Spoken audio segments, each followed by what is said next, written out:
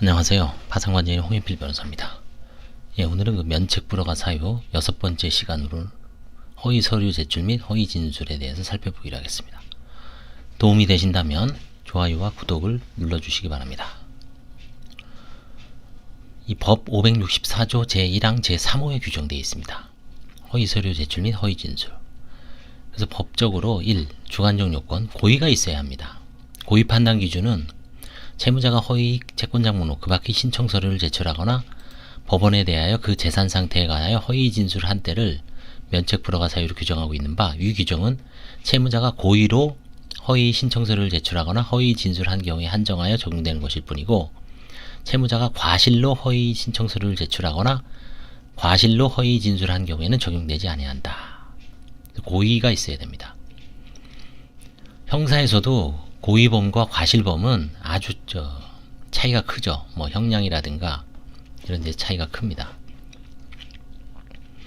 파산 결정을 받았으나 면책 불허 결정을 받아 그 결정이 확정된 후에는 동일한 파산에 대한 재차 면책 신청이나 오로지 면책을 받기 위하여 동일한 파산 원인으로 재차 파산 신청을 하는 이른바 제도의 파산 신청이 허용되지 아니한 점을 감안하여 볼 때 법률 제564조 제1항 제3호의 면책 불허가 사유인 고의로 허위 신청서류를 제출하거나 허위 진술한 경우에 해당하는지 여부에 관해서는 엄격하고 신중하게 판단해야 한다고 할 것이다.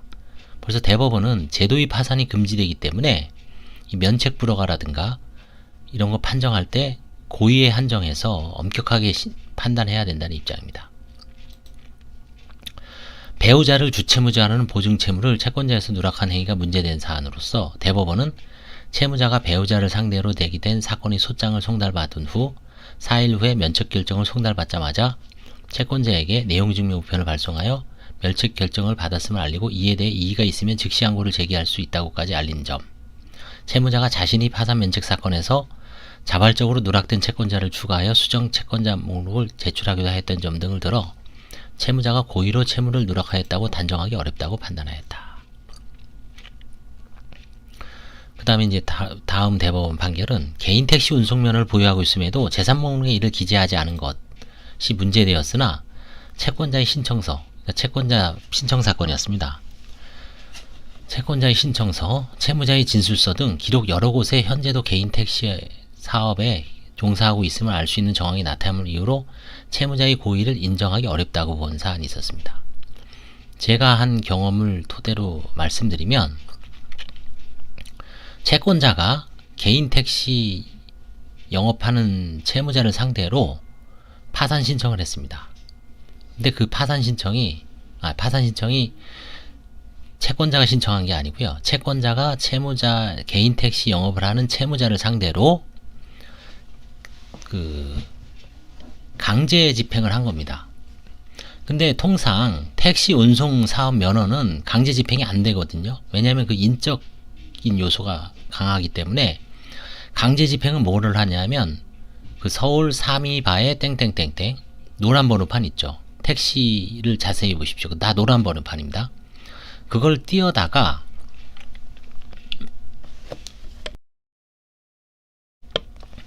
운행을 이제 택시를 강제 집행하면 그 차량을 하는 거거든요. 근데 차량은 그 번호판을 띄어서 강남 차량 사업소에 인체하고 그 차량은 벌써 20만 킬로, 30만 킬로 띄어서 그 실효성이 없습니다. 가치가 제로예요, 사실상.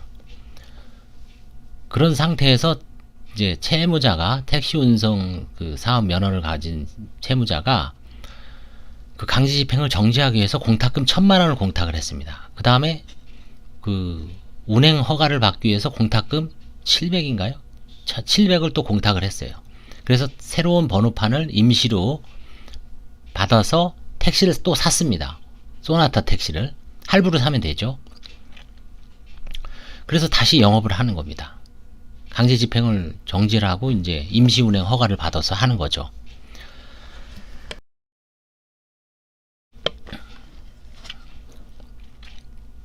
그리고 나서 어떻게 했냐면 채무자가 슬그머니 파산이 들어왔어요. 그 택시 운전수가.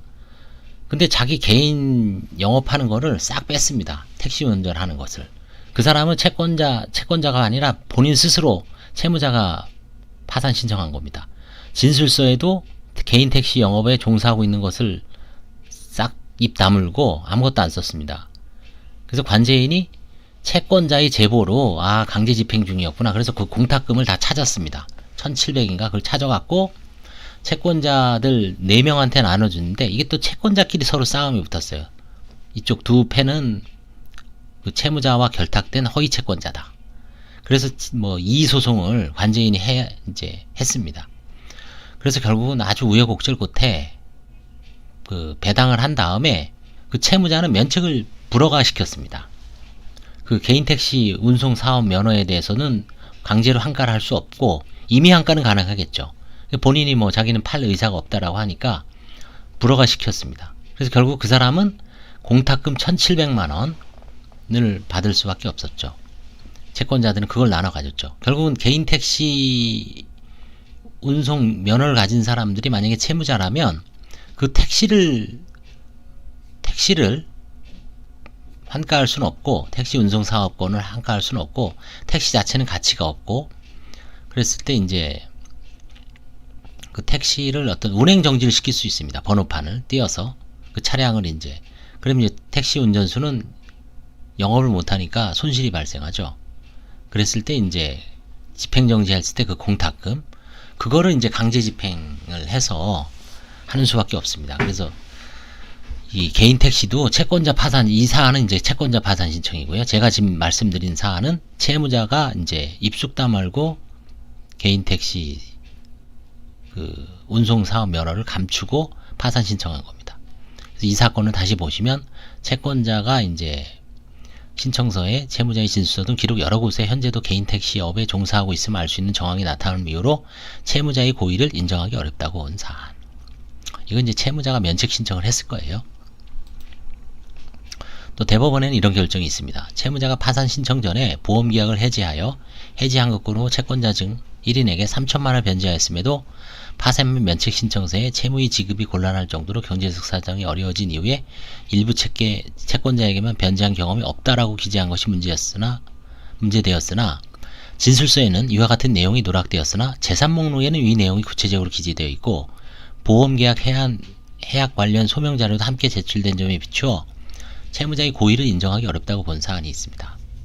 그래서 이제 재산 목록에다가는 안 써도 실제 어떤 진술서라든가 이런 데다가 그 처분경이라든가 이런 걸 쓰면 또 넘어가는 경우도 있습니다. 왜냐면 이렇게 좀 불일치할 수 있거든요. 또 어느 경우에는 재산 목록에 이제 재산 목록만 써놓고 실질적인 어떤 그 진술서라든가 그런 데는 또 쓰지 않는 경우도 있습니다. 그러면서 재산 목록에 체크한 거에 대한 뭐 부동산 등기부 등본은 첨부를 합니다.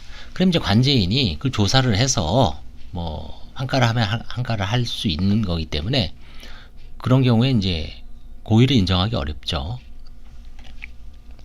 채권 금액을 사실과 다르게 기재한 것이 채권자와 채무자 사이의 변제 액수, 변제 충당 방법 등에 대한 이견이나 계산 착오에 기한 경우에는 고의를 인정하기 어려울 것이다. 채권자가 채무자를 상대로 제기한 소송에서 파산 신청 전에 원고 패소 판결이 선고되었고 이에 채무자가 파산 신청 시에 채권자 목록에 위채권을 기재하지 않았으나 그 후 항소심에서 채무자가 일부 금원을 지급하는 것으로 조정이 성립된 경우에 채권 누락에 대한 고의가 어렵다고 본 사례. 그렇죠. 처음에는 자기가 이겼으니까 없는 걸로 생각하고 이제 기재를 안 했겠죠. 근데 이제 항소심에서 뭐 조정이 성립된 건 어느 정도는 자기가 인정한 거 아닙니까? 일부라도. 그럼 그때 이제 나중에 이제 채무가 성립됐다라고 봤을 때 처음에 넣지 않은 것은 고의가 있기 어렵다고 본 거죠. 실제로는 채무자가 주채무자로 채무를 부담하고 있음에도 연대보증 채무를 부담하는 것으로 채권자 목록을 기재한 사안에서 채무자가 송달받은 채권 양도 통지서에 채무자가 연대보증인으로 기재되어 있던 사정을 들어 고의를 부정했습니다. 왜냐면 양도 통지서에 이렇게 써져 있으니까 아나 연대보증인인가? 본인이 주채무자인데 그리고 사실 법적으로도 주채무자하고 연대보증 채무는 같은 채무를 이행을 하는 거죠. 별로 차이가 없죠. 사실상 채권자한테 채무를 부담하는 측면에서는 큰 차이는 없습니다. 아주 세세하게 들어가면은 뭐 여러가지 좀 뭐 상대적 효력, 절대적 효력에서 좀 차이가 있을 수는 있지만 통상적인 경우에는 차이가 없죠. 그래서 그런 거를 꼬투리 삼아서 면책 불허가로 날릴 수가 없다는 얘기입니다. 반면에 부동산을 보유하고 있음에도 재산 목록에 이를 기재하지 않는 행위가 문제된 경우에 재산 목록은 그 신청서를 보시면 1번부터 14번까지, 지금 이제 14번도 신적 재산이죠. 13번까지, 14번까지 있죠. 거기에 이렇게 체크하게 되어 있습니다. 보증금 있음 없음, 대여금 있음 없음, 부동산 있음 없음, 자동차 차량 있음 없음. 반면에 부동산을 보유하고 있음에도 재산 목록에 이를 기재하지 않은 행위가 문제된 경우에 채무자가 부동산에 대한 재산세 납부 사실이 있는 경우에는 대체로 채무자의 고의 누락을 인정하고 있다. 그렇죠. 재산세 납부 사실은 뭘로 증명을 합니까? 지방세 세목별 과세 증명서 혹은 무관할 세목별 과세 증명서에 그 채무자가 가진 재산에 모든 재산은 지방세를 내게 돼 있죠. 거기에는 뭐 골프 회원권, 그 다음에 호텔 회원권, 뭐 헬스장 이용권도 다 기재가 돼 있습니다. 과세 표준으로 맨 오른쪽에 보면 표준액도 돼 있어요. 자동차를 샀다. 그럼 새 차면은 그것만 보고도 대략 그 차가 새 차인지 중고차인지 알 수가 있습니다. 부동산도 마찬가지예요. 과세 표준이 돼 있습니다. 실거래가 기준으로. 그래서 지방세를 납부한 사람이 부동산이 없다라고 혹은 소유한 적이 없었다라고 이렇게 버젓이 쓰는 거는 아주 고의적으로 세금을 낸 사람이 고의적으로 누락을 한 거라고 봐야 되겠죠. 파산 신청 전에 채무자가 채권자로부터 승계집행문에 기하여 집행을 당한 적이 있음에도 채무자가 이제 승계집행문을 당했습니다. 그 채권자를 채권자 목록에 기재하는 경우에 허위 채권자 목록 제출로 인한 인정한 사례가 있다.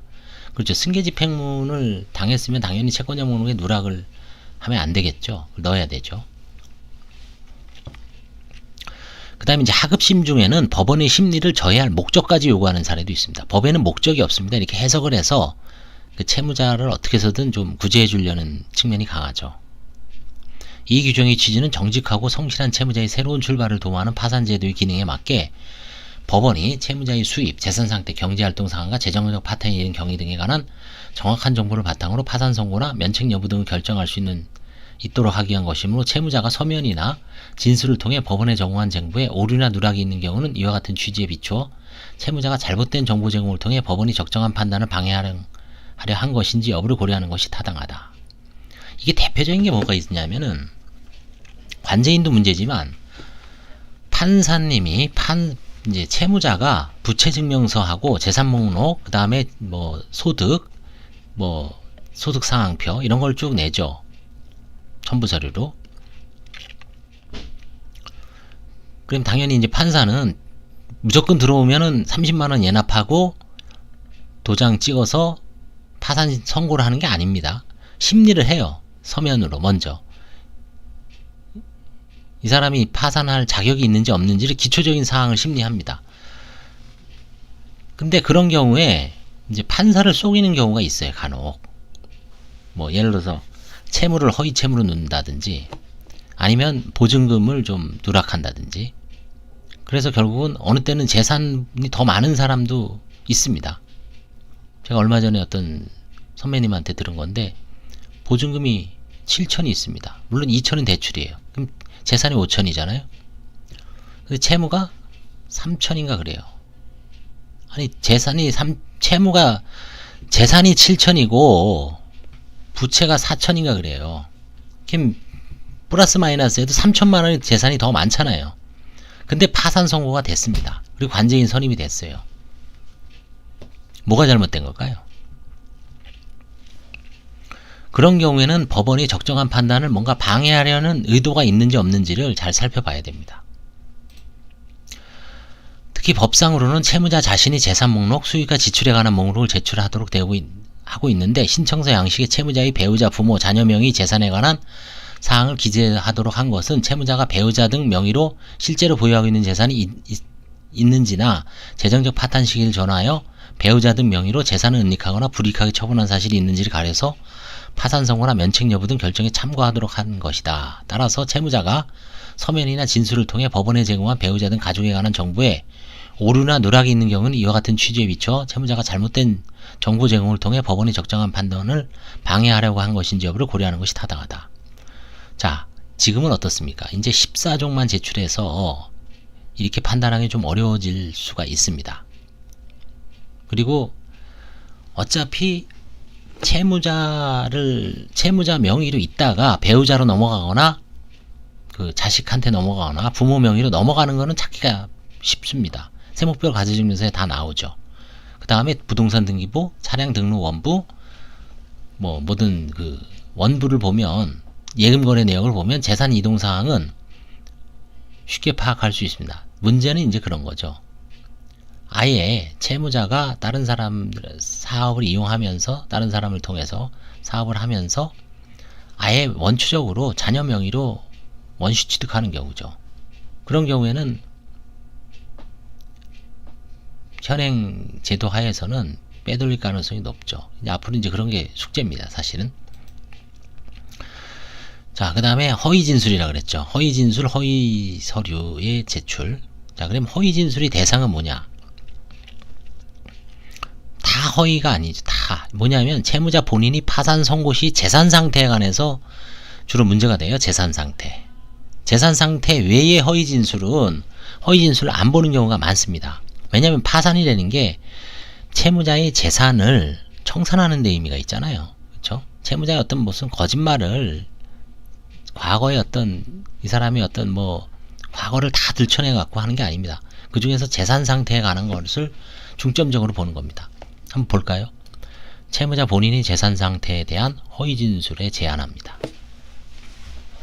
따라서 채무자가 대표로 있는 법인이 재산 허위 기재는 적용하지 않죠. 대표적인 게 채무자가 운영하던 주식회사의 채무를 채무자가 이제 회사 총 주식이 78%를 보유하고 있어요. 1인 회사는 아니죠. 이 정도면 과점주주는 맞습니다.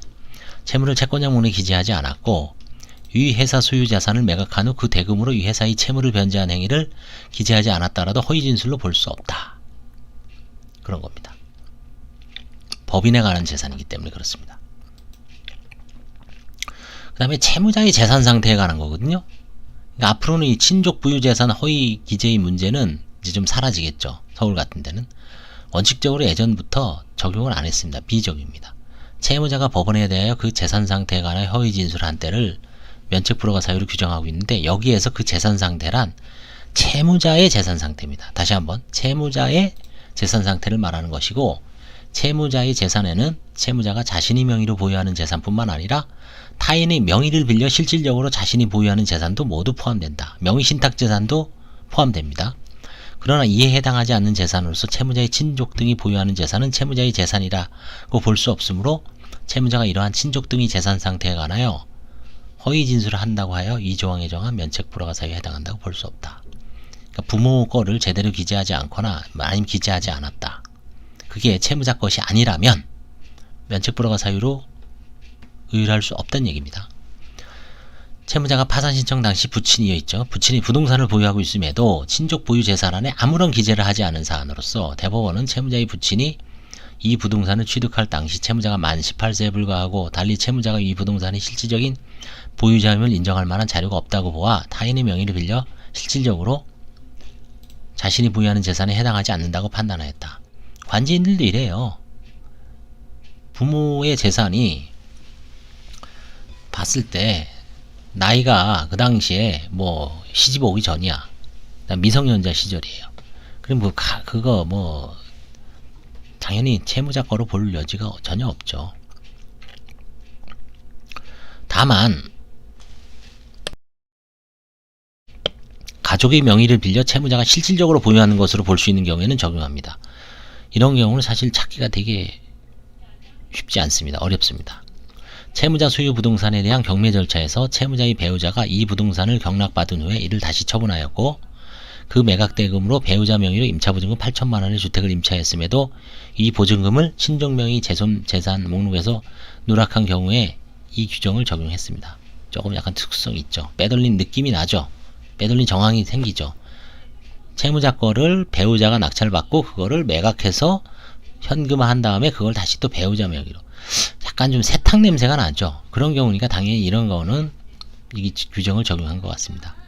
파산 신청 당시 자녀 명의로 된 주택이 있었는데 취득 당시에는 자녀가 아직 경제활동을 시작하지 않았고 그 밖의 소득이 있었으면 인정할 만한 아무런 자료도 없으며 주택에 설정된 근저당권이 피담보 채무에 대한 대출금 이자를 자녀가 납입하였다는 자료도 제출하지 못하고 있음에도 자녀의 소득으로 이 주택을 취득하였다고 주장한 사안에서 이건 당연히 채무자 걸로 봐야죠.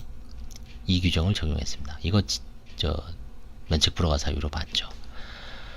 고모 명의로 분양받은 아파트, 채무자가 실수유자임이 드러났고 실거래가가 약 3억 원 정도였음을 재산목록에 기재하지 않은 경우에 이거 참 대단하죠. 이런 것도 뭐 어떻게 우연찮게 발견했는지 하여튼 발견했습니다. 고모 거로. 고모가 채무자 명의로 이제 분양을 받은 거죠. 반대죠. 참 채무자가 고모 명의로 분양을 받은 겁니다. 자기가 3억 원짜리를 숨긴 거죠. 그 다음에 파산 신청 당시 재산 상태에 대한 허위 진술을 해야 됩니다. 예외 1. 지급불능 1년 이전부터 현재까지 처분한 1,000만원 이상의 재산에 대한 허위 진술. 이 사유만으로 면책 불허가 한 것은 아니고 다른 면책 불허가 사유도 병존했다고 봅니다. 2010년 3월 파산 신청을 하였음에도 2009년 6월 주택을 4,100만원에 매도한 사실을 기재하지 않은 경우에 대하여 이 규정을 적용했습니다. 지급불능 상태에서 특정 채권자에게 자신이 운영하던 사업체 그 재고자산 및 임차보증금을 양도해 주었음에도 그 사실을 기재하지 않은 경우에 면책불허가 사유로 이 규정을 적용했습니다. 또 지급불능 시점 이후에 전 배우자에게 6개월 동안 합계 9,600만원을 송금하는 등 채무자의 계좌로 수시로 수백만원에서 수천만원에 이르는 금전거래 내역이 발견되었음에도 이를 기재하지 않은 경우에 대하여 이 규정을 적용했습니다.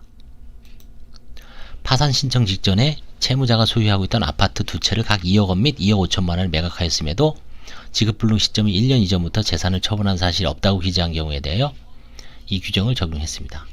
예외 2. 지급이 곤란하게 된 이후 일부 채권자의 변제 사실에 대한 허위 진술. 이 사유만으로 면책 불허한 것은 아니고 다른 면책 불허가 사유도 병존했습니다. 지급불능에 빠진 이후에 채무자 소유 아파트를 매각한 후 그 매각 대금으로 채권자 중 일부에 대하여만 채무를 변제하였음에도 그 사실을 기재하지 않은 경우에 대하여 이 규정을 적용해서 면책을 원칙적으로 불허가 했지만 이 사안에서는 이제 재량 면책했다라고 나옵니다.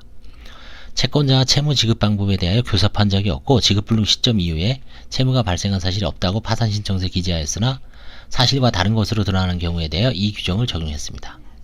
다만 재량 면책하고 재량 면책을 했습니다.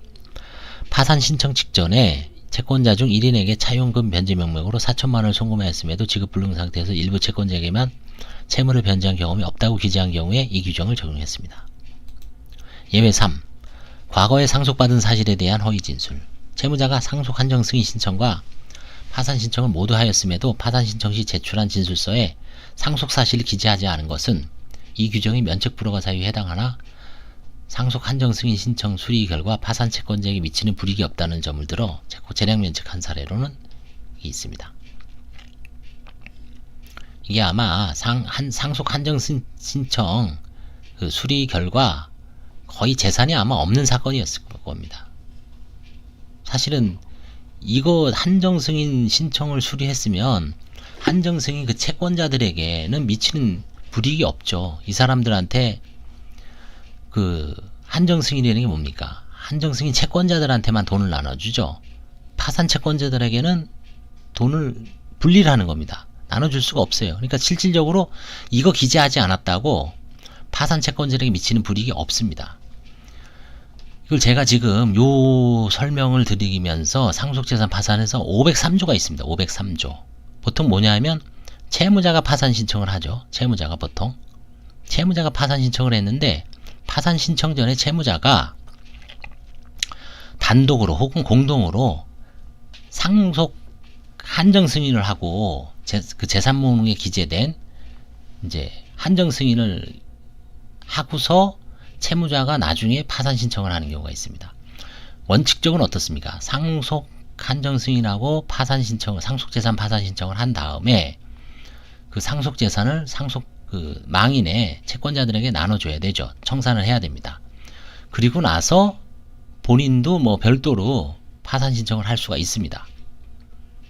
아니면은 그렇게 원래는 따로 해야 되는데 최근에 이제 늘어나는 사안이 뭐냐면 채무자가 돈이 없습니다. 상속 한정 승인하고 파산 신청을 냈더니 이 비용도 한 2, 300 들어갈 거예요.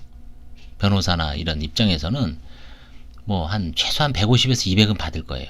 그 다음에 본인 파산 신청도 마찬가지죠. 150에서 200. 이러다 보면 비용이 한 4, 500 들어가요. 그럼 입이 쫙 벌어지죠. 아, 지금 돈도 없는데. 그럼 어떻게 하냐면 일단 상속 한정 승인 그냥 포기합니다. 그냥 이건 한정 승인만 받아놔요. 그리고 나서 본인의 파산 신청만 합니다. 그럼 이렇게 해서 들어왔을 때 법에서는 이게 채무자회생법에 이게 최근에 이제 발견한 조문입니다. 503조가 있습니다. 503조에 의해서 이 한정 승인에 기한 어떤 채무자의 그 상속 재산을 파산 관제인이 관리를 하게 되어 있습니다. 503조에 규정이 있어요. 그래서 이제 관제인이 어떻게 되냐면 이 재산, 이거는 상속재산 파산은 아니지만 사실상 상속재산 파산처럼 이 채무자 본인의 재산과 분리해서 요거는 뭐 만약에 이게 아버지의 재산이었다면 아버지의 채권자들한테 나눠줍니다. 그 다음에 여기서의 남은 채무자 본인의 재산은 본인의 채권자들한테 나눠줍니다. 이게 흔히 말하면 민법에 나오는 재산이 분리하고 비슷하죠. 그래서 503조에 있기 때문에 제가 최근에 이 두 사건을 지금 하고 있습니다. 별도로 분리해서. 그래서 한 사건은 오히려 이 채무자가 파산 신청을 들어왔는데 본인 거는 나눠줄 것도 없고 채무자 거는 오히려 이 상속 재산에서 한 예금 한 수백만 원을 나눠주는 사례가 있고 또 한 사례는 이것도 나눠주고 이것도 나눠주고 그래서 이제 딱 분리를 해야 됩니다. 그래서 그 사안을 이해하면 503조를 보면 이 케이스가 아주 이해가 쉬울 겁니다. 상속 한정 승인 신청 수리 결과 채무자의 파산 채권자들에게 미치는 불이익이 없습니다. 그렇죠? 없습니다. 그래서 이걸 굳이 안 썼다 그래서 그걸 꼬투리 잡아서 면책 불허가 시키는 건 너무 가혹해져.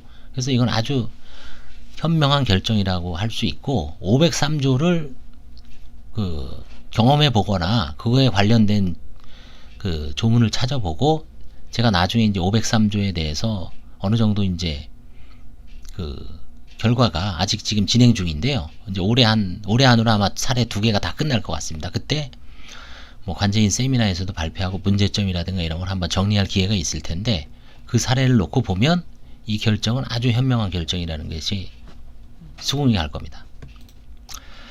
자, 그럼 이제 개별적 사례를 보겠습니다. 허위 진술에 대한 개별적 사례. 주로 이제 문제되는 게 이런 겁니다. 허위 채권자 목록. 개인 채권자에 대한 채무 합계 6,100만 원 상당을 목록에서 누락한 경우에 대해 이 규정을 적용한 사례는 있습니다. 저도 이제 지금 그 금융권 채권자만 이렇게 기재하고서 근데 관제인이 이렇게 조사를 하다 보니까 골무를 끼고 예금 거래 내역서를 이렇게 넘기면서 이제 누나를 이렇게 이제 보면서 조사를 합니다.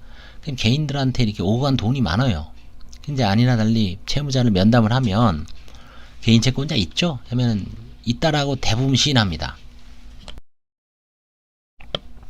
그래서 그게 뭐 그냥 수백만 원 되면 몰라도 뭐 3명에 5천만 원, 뭐 2명에 3천만 원. 어떤 때는 이 본 채권보다 더 많은 경우도 있습니다. 그때 관제인은 이거 허위 채권자 목록 기재다. 면책 불허가 사유임을 고지하고 채무자한테 그 개인 채권자를 개인 채권자를 채권자 목록을 수정하도록 수정도 이제 법원의 허가를 받아야 됩니다. 판사님 허가를 받아야 돼요. 허가를 얻도록 이제 권유를 합니다. 그냥 권유만 합니다. 그래서 나중에 이제 관제인 말을 안 들었어요. 그럼 판사가 보고 아, 이 사람 허위 채권자 불허가 시킬 수 있게 근거만 남겨놓습니다. 개인 채권자들에 대한 채무를 전액 변제할 목적으로 일부러 그 채권을 채권자 목록에 기재하지 않은 경우 이런 경우도 있을 것 같습니다.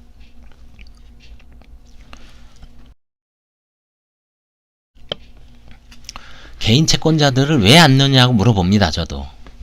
그래서 근데 실질적으로 이렇게 갚으려고 그거를 기재하지 않는 경우는 없는 것 같아요.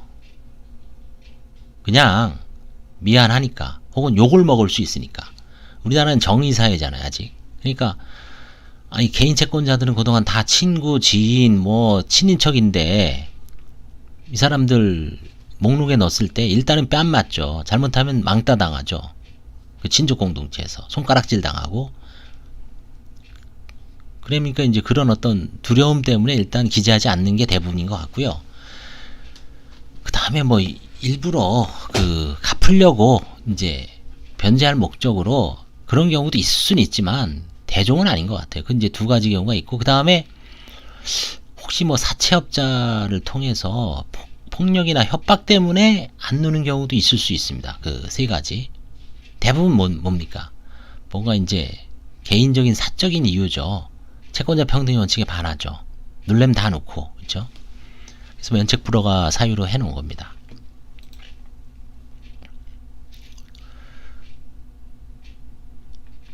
허위 신청 서류. 허위 신청 서류는 주로 뭡니까? 주로 임대차 계약서나 무상거주 사실 확인원이 문제가 됩니다. 배우자 명의 임차보증금 4억 5천만원 임차주택에 거주하고 있음에도 임차보증금이 1억 원으로 기재된 허위 임대차 계약서를 제출한 경우에 대하여 이제 이 규정을 적용한 사례로는 이런 게 있습니다. 자녀 명의 임차보증금 3천만원의 주택에 거주하고 있음에도 지인이 임차한 주택에 무상거주해 있다고 하면서 그 지인 명의 허위 임대차 계약서, 허위 무상거주 사실 확인은 인감증명서를 제출. 근데 이런 경우는 사실은 그냥 제가 보기엔 재량면책 사안 같아요. 허위 임대차 계약서를 지인 명의 뭐 임대차 계약, 왜냐면 본인이 재산을 감추려는 어떤 의도가 없죠. 예. 그래서 이런 경우는 아마 면책 불허가 사유에 해당되지만 이제 제가 보기에는 재량 면책을 해줘야 되지 않을까 싶습니다. 근데 뭐 이게 면책 불허가를 당하는 개별 사안은 그거를 들여다보기 전에는 쉽게 이래라 저래라 판단은 못하죠. 직업소득 허위 기재도 많습니다. 채무자가 장모 명의로 사업자 등록하고 사업을 영위하고 있음에도 직업 및 수입이 없다고 기재한 경우에 대하여 이거 허위 서류 제출이라고, 허위 재산 상태에 관한 진술. 이런 경우 많죠. 지금도 뭐 그냥 위장사업, 어쩔 수 없이 위장사업도 다 불가피하다라고 보면, 먹고 살기 위해서 불가피하다고 보지만 파산 면책에서는 일단은 불허가 사유에 해당되고, 재량 면책을 받기 위해서 일부 재산을 출연하거나 아니면 사업을 폐업하거나 뭐 그런 관제인이 이제 권하는 조치를 따르면 재량 면책을 충분히 받을 수 있습니다. 아니면 뭐 개인회생이라든가 개인회생을 좀 뭐 전환한다거나, 지금 개인회생 많이 좋아졌잖아요. 이제 3년으로 줄었으니까 개인회생도 이제 좀 해볼만 하죠. 옛날에 5년이었는데 채무자가 이혼한 전 배우자 명의로 사업자 등록하고 계속 건설업을 영위하고 있음에도 직업을 일용직으로 수입을 월 80만원을 기재한 경우에 대하여 이 규정을 적용한 사례. 이거 지금 신청대리인도 이거 조심해야 돼요. 사실은 이제 수입은 좀 늘릴 때도 됐죠. 최저임금이 지금 200인데 180인데 저 계속 옛날 스타일로 그냥 월 100만원으로 그냥 너무 터무니없이 기재해요. 근데 통장을 까보면 한 200에서 300 정도 돼요. 봐줄 수가 없죠, 이런 거는. 그래서 이제 재량 면책을 위해서 뭐 할 수 없이 또 뭐 1년치 뭐 장래 소득을 또 뭐 한가를 하냐 마냐 하고 그런 일이 비일비재합니다, 사실은. 채무자가 며느리 명의로 건어물 소매점을 운영하고 있음에도 직업을 무직으로 기재한 경우에 대하여 이 규정을 적용한 사례. 그렇죠? 이런 경우도 많죠. 그 다음에 앞에서 뭐 건설 일용 노임이라 그랬는데, 제가 이제 건설 일용 노임이라는 말은 잘 안 믿습니다. 진짜 건설 일용은 보통 잡부, 노가다 잡부라고 해죠. 잡부가 요즘 얼마나 받을까요? 그죠? 10만원? 15만원? 기술자, 어떤 뭐 전기, 설비, 그 다음에 뭐 목수, 저 목수도 이제 무슨 뭐 여러가지 목수가 있더라고요. 형틀 목수도 있고, 그 다음에 일반 목수도 있고, 그 다음에 도장. 각 그 건설 현장에는 분야별로 전문 기술자가 있어요. 그쵸? 그런 기술자들은 한도 일당 20만원 넘는 경우도 있습니다. 20만원 넘습니다, 지금. 근데 뭐 그냥 대충 뭐 건설 일용 노임이래. 그쵸? 근데 통장을 까보면은 반장급이에요. 뭐 반장급이니까 실제 한 3, 400 받지만 거기서는 이제 자기가 다 받는 게 아니라 자기가 데리고 다니는 사람의 노임까지 포함해서 뭐 이렇게 6, 700을 받는 경우도 있어요. 그게 그 사람이 소득은 아닙니다만 건설 일용이라고 해서 그냥 일반 잡부라고 일용 노임이라고 하는 거하고는 거리가 너무 멀죠. 건설 일용 노임은 지금 10만원을 훨씬 넘습니다. 한 15만원 될 겁니다. 그래서 채무자가 학교법인은 사실상 이사로 근무하고 있으면서 직업을 무직으로 기재한 경우, 당연하죠. 이것도 뭔가 그 통장에서 포착이 됐을 거예요. 이사로 하면서 뭐 이사 급여라든가 이런 걸 받고 있음에도 그냥 저 무직입니다 하니까 나가리 된 거죠. 이거에 채무자가 의료법인이 실제 운영자이거나 적어도 다른 동업자가 주도적으로 이 법인을 운영하고 있음에도 일시 근무한 것에 불과하다고 진술한 사안에 대해 이 규정을 적용하고 있습니다. 그렇죠? 이게 의사 사안에 이런 경우가 좀 제가 하는 경우도 좀 있었습니다. 결국 그 친구는 아마 면책 취하를 했나 그랬죠. 면책 취하를 했을 겁니다. 취하를. 채무자가 법무사 사무실을 운영하고 있음에도 사무실을 폐업하고 자녀들이 수입으로 생계를 유지하다 한 사안에 대해서 법무사님들도 간혹 들어옵니다. 저도 한번 해봤는데 법무사 사무장을 잘못 써갖고 사무장이 이제 등기비용 갖고 튄 거예요. 그래서 아마 1억 얼마를 이제 물어줬든지 아니면 이제 손해배상 소송을 당했겠죠. 그래서 이제 파산 나이도 되게 많으셨어요. 거의 여자 법무사님이었는데 연세가 많으셨는데 참 말년에 아이고 참 변호사도 뭐 간혹 들어옵니다. 그 다음에 재산 목록에 매출금 채권 등을 누락한 경우, 이 재산 목록이 1번부터 15번까지 쭉 있죠. 그 다음에 뭐 대여금, 퇴직금, 온갖 재산에 관한 모든 가능성 있는 것을 다 기재를 했죠. 채무자가 5,700만원 상당의 의류 판매 수수료 채권을 보유하고 있음에도 이를 재산 목록에 기재하지 않는 경우에 이 규정을 적용한 사례. 외상 미수금, 매출금 채권을 기재하는 경우는 저는 한 번도 못 본 것 같아요. 일부러라도 기재하는 경우는 한 번도 못 본 것 같아요. 뭐 물어봐도 대부분 없다라 그래죠. 사실은 있어도 그걸 또 뭐 소송을 해서 찾기는 어렵고요. 그렇죠? 그래서 외상 판매, 외상 매출 혹은 뭐 미수금 이런 경우가 기재를 뭐 해나 안 해나 거기가 가장 허위성이 높죠. 사실 거주권은 허위기재, 재산 은닉 목적이 있어야 되죠.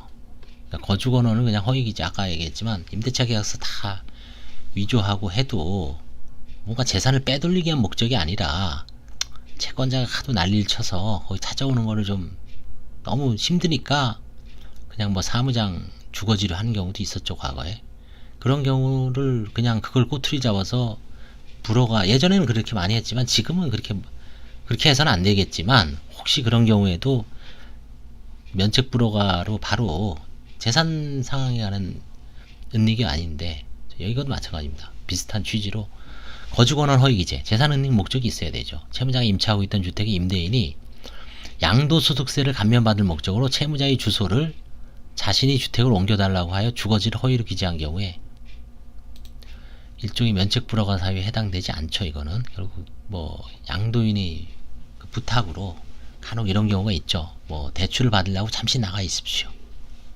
그래서 살짝 갔다 오고. 그 다음에 사위 부양가족이 되어 건강보험에 가입하기 위해 사위 거주지로 전입신고를 한 후 거주지를 사실로 기재한 경우에 이 규정이 적용되지 않는다. 그렇죠. 뭐 재산 은닉의 목적이 없죠. 일종의 기대권도 기재하여야 합니다. 기대권. 채무자가 보유하고 있던 무허가 건물에 대한 보상금 지급이 예정되어 있음에도 이러한 사실을 파산신청에 기재하지 않고 파산신청 후 파산선고 전에 이 보상금으로 5,240만원 상당을 모친명의 계좌로 송금받은 사안에 대해 이 규정을 적용했습니다. 이 무허가 건물에 대해서 이 보상금 지급이 이게 참 간혹 있습니다. 저도 한말 해봤는데 수락산 자연공원 수락산에서 이제 이렇게 비닐하우스를 어떤 학교 땅인가요? 아니면 무슨 종중 땅이었는데 야산에다가 이분이 살 데가 없으니까 비닐하우스를 치고 아들하고 같이 살았어요. 몇 년 동안.